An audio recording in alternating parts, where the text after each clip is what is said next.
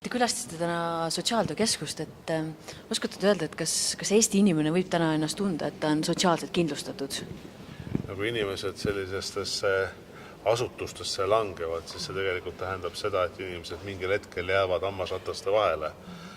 See on muidugi hea, et Tallinnas on selline koht või sellised kohad, kus inimesed saavad punkt 1 ööbida, kus nad saavad ka tegelikult tugisüsteemi ja tugitoetust ja läbi selle tulla siis või läbi selle antakse neile võimalus tulla ellu igapäevaellu tagasi ja täna seal kohtudes ma ka seda küsisin ja paljud inimesed tegelikult seda kasutavad, et need majutustasandid on Tallinnas erinevad, on 4 erinevat majutustasandit, ütleme siis seda sotsiaalset valdkonna majutustasandit, et ma arvan, et Tallinn on päris hästi selle süsteemi üles ehitanud, aga kahjuks on neid inimesi päris palju, kes ühel, teisel või kolmandal põhjusel ja ka sageli läbi oma süü, läbi alkoholiprobleemide, läbi narkootikumide sellesse tasandisse langevad. Kas oleks midagi riigi tasandil, mida võiks veel nagu paremini teha näiteks, et ka inimesed ei läheks näiteks kuhugi kindlustatumasse süsteemi?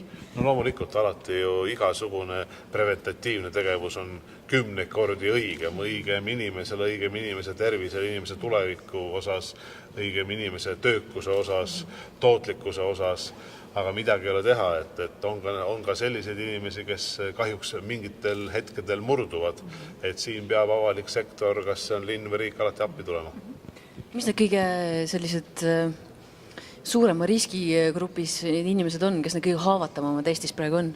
Ma küsisin seda täna sealt sotsiaaltöökeskusest öeldi, et on nii naisi kui mehi, on ka nooremaid inimesi, isegi vanuses seal 20-30, aga on ka eakamaid.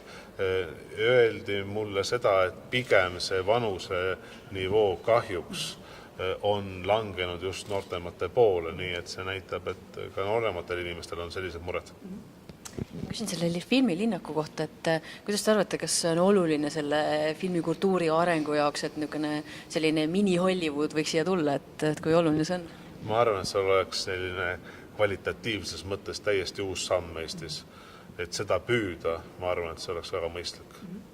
Milline Eesti film oli, mida te ise olete vaadanud või palju te Eesti filme vaadate nüüd? Ma põhimõtteliselt olen kõik Eesti filmid või niisugused levinumad filmid ära vaadanud, nii et ma olen suur Eesti filmi austaja, nii palju kui meil neid filme on ja kindlasti olen uhke nende filmide üle. Mis see lemmikfilm on?